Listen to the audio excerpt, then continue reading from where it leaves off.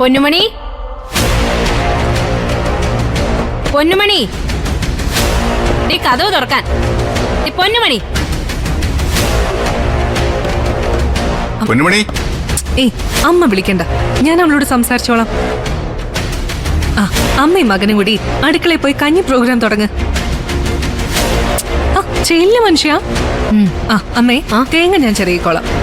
ചെല്ല്. വാമനെ.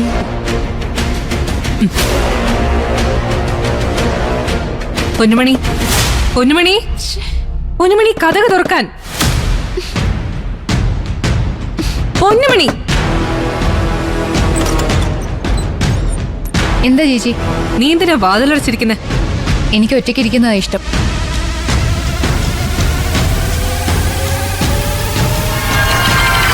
അത് അത്ര നല്ല ഇഷ്ടമല്ലല്ലോ. ഒറ്റയ്ക്കിരിക്കാൻ ഇഷ്ടം, ഏകാന്ത പതിക. പക്ഷെ പൊന്നുമോള് ബീച്ചിൽ ഒറ്റയ്ക്കല്ലായിരുന്നല്ലോ. പൊന്നുമോളെ, പൊന്നുമണി, നിനക്ക് സൗകര്യം ഉണ്ടെങ്കിൽ ഞാൻ പറയുന്ന കേട്ടാ മതി. മോളെ, ഒരു ചിലന്തി വലയാ ഈ ഡ്രഗ്സ് കാർട്ടൽ എന്ന് പറയുന്നത്. അതില് പെട്ടാലേ തീർന്നു ജീവിതം. ഓ എന്റെ ഭർത്താവിനോട് എനിക്കുള്ള ഇഷ്ടം ഒന്നുകൊണ്ട് മാത്രം നിന്നോട് ഇപ്പോഴും ഞാൻ സംസാരിക്കുന്നത്. പോലീസ് കേസിൽ നിന്ന് രക്ഷിച്ചത്. പക്ഷെ വെല്ലുവിളിച്ചും പുച്ഛിച്ചും മുന്നോട്ട് പോവാനാണ് തീരുമാനമെങ്കിൽ സെന്റിമെന്റ്സ് ഒക്കെ ഞാനങ്ങ് മറക്കും. ഒരൊറ്റ ഫോൺ കോൾ മതി നിന്നെ തൂക്കിയെടുത്ത് ഡി അഡിക്ഷൻ സെന്ററിലിടാൻ. അതുകൊണ്ട് അധികം പൊളക്കരുത്, നെകളിക്കരുത്, കേട്ടല്ലോ. ഞാനിനി ഒരു തെറ്റും ചെയ്യില്ല ചേച്ചി. എങ്കിൽ നിനക്ക് നല്ലത്. ഇല്ല, ഒന്നും ചെയ്യില്ല. എല്ലാ കാലവും പിന്തുണയ്ക്കാനും പരിരക്ഷിക്കാനും ആളുകൾ ഉണ്ടാവുമെന്ന് കരുതരുത്. എല്ലാവർക്കും അവരവരുടെ ജീവിതം വലുത്. ഇത് നീ ഉപദേശമായിട്ടൊന്നും കാണണ്ട. ഒരു കാലത്ത് നരകം സ്വയം ഇരന്ന് വാങ്ങിയവളുടെ ഒരു മുന്നറിയിപ്പായിട്ട് കണ്ടാ മതി.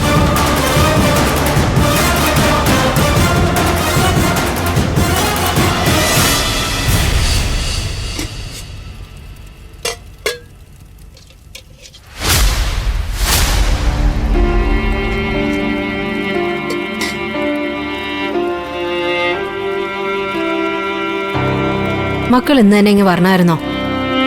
ഇന്ന് അവൾ അവിടെ അങ്ങ് നിർത്തിയാ പോരായിരുന്നോ? അതൊന്നും ശരിയാവത്തില്ലമ്മേ. ജയശങ്കർ സാറിന് ഇഷ്ടപ്പെടത്തില്ല അല്ലേ? ഞാനത് ഓർത്തില്ല. അല്ല, ഇത്തരം അസുരവിത്തിനെയൊക്കെ ആരിഷ്ടപ്പെടും? അല്ല മോനെ, അവിടെ മുഷിഞ്ഞെന്തെങ്കിലും വർത്തമാനം ഉണ്ടായോ? എനിക്ക് മനസ്സിലാവും മോന്റെ അവസ്ഥ. ചെകുത്താനും കടലിനും ഇടയിൽ പെട്ടതുപോലെയല്ലേ? സത്യത്തിൽ ശങ്കരേട്ടനോട് എനിക്കിപ്പോ ദേഷ്യം തോന്നുവാ. എന്തിന്? അല്ല, കാവി ഉടുത്ത് ദീക്ഷയും വളർത്തി കാശിക്ക് പോയ ഉത്തരവാദിത്തം തീർന്നല്ലോ. അമ്മ അങ്ങനെ ഒന്നും ചിന്തിക്കണ്ട. ജീവിതം തീർന്നു, കണക്കുകൂട്ടലുകളൊക്കെ പിഴച്ചു എന്ന് തോന്നിയ പലരും അങ്ങനെയൊക്കെ തന്നെയാ. എന്നാലും ഈ നശിച്ച പെണ്ണ് എന്ത് ഭാവിച്ചാണോ എന്തോ. ചെറിയ പ്രായമല്ലേ അമ്മേ, നമുക്ക് നന്നാക്കി എടുക്കാം. എനിക്ക് തോന്നുന്നില്ല മോനെ. അനുഭവം കൊണ്ട് പഠിക്കാത്തവര് ജീവിതത്തിൽ ഒരിക്കലും നന്നാവില്ല. എഴുതി തള്ളാൻ എളുപ്പമാണമ്മേ. മരണത്തിൽ നിന്നാണെങ്കിലും മോശം ജീവിതത്തിൽ നിന്നാണെങ്കിലും ഒരാളെ തിരിച്ചു കൊണ്ടുവരാനാ ശ്രമിക്കേണ്ടത്. അതിനിടയില് നീ നിന്റെ ജീവിതം മറന്നു പോകരുത്. ആഹാ, എന്താണ് അമ്മയും മകനും തമ്മിലൊരു ഗൂഢാലോചന? കുറച്ച് അമ്മായിമ്മപ്പോരിന്റെ കുറവ് കഥയിലുണ്ടെന്ന് പറയുമായിരുന്നു. ഓ, അത് നന്നായി. പക്ഷേ കാലം മാറിപ്പോയി കെട്ടിയാനെ. കെട്ടിയോളാണ് മാലാഖ എന്ന് കേട്ടിട്ടില്ലേ? എന്തു പറഞ്ഞു പൊന്നുമണി? നല്ല കുട്ടിയാവാന്ന് പറഞ്ഞിട്ടുണ്ട്. സത്യം ചെയ്തു പറഞ്ഞു. വെള്ളത്തി വരച്ച വര പോലെ ആകാതിരുന്നാ മതിയായിരുന്നു.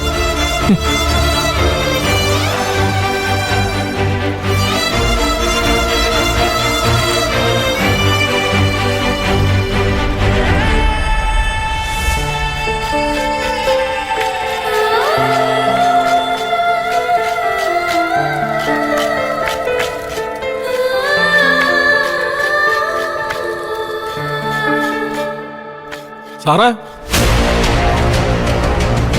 നിരഞ്ജൻ സാറേ. അക്ഷര മാഡം. സ്വാമിയുടെ ശബ്ദമല്ലേ ഇത്? ആ അതെ, അനുരഞ്ജന ശ്രമമായി ദൂതനെ വിട്ടതാവും. അക്ഷര, ഞാനൊന്നും പറയുന്നില്ലേ. സാറേ,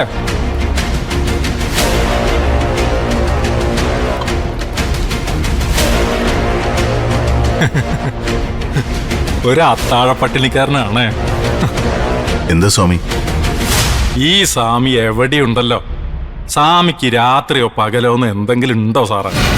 24/7 ഫുൾ ടൈം ലൈവ് അല്ല സ്വാമി. ഡാഡി പറഞ്ഞു വിട്ടതായിരിക്കും.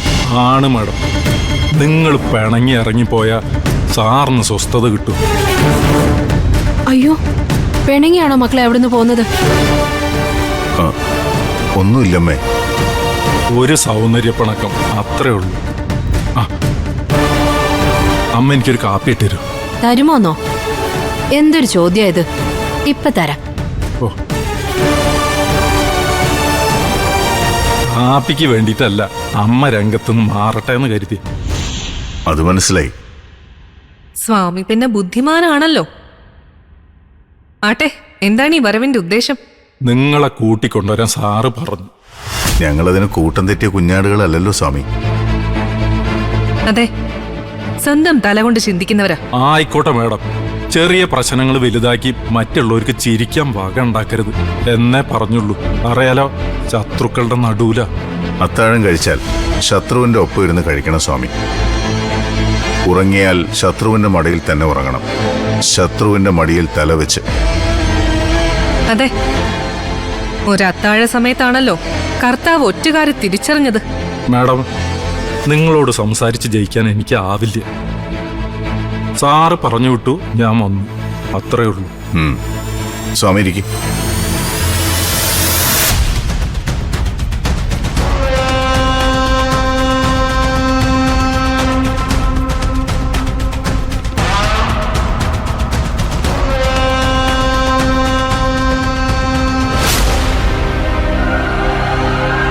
ദാ സ്വാമി കാപ്പി.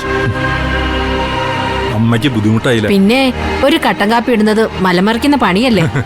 ചുമ്മാ ലോക്യം പറഞ്ഞതാണ്.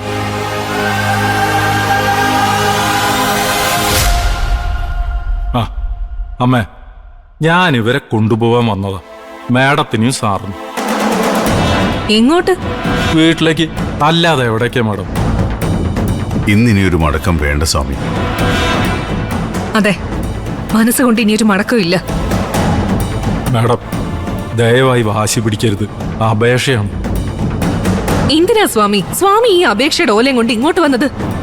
ശരി, സാറിനും മാഡത്തിനും പറയാനുള്ളത് സാറിനോട് പറഞ്ഞു. ഡാഡിയെ വിളിക്കൊന്നും വേണ്ട. എനിക്ക് വിളിച്ചേ പറ്റൂ മാഡം. സാറിന് ഇന്നേ വരെ ഞാൻ ധിക്കരിച്ചിട്ടില്ല. സ്വാമി വിളിക്കട്ടെ അക്ഷര, എന്തിനാ തടയുന്നത്?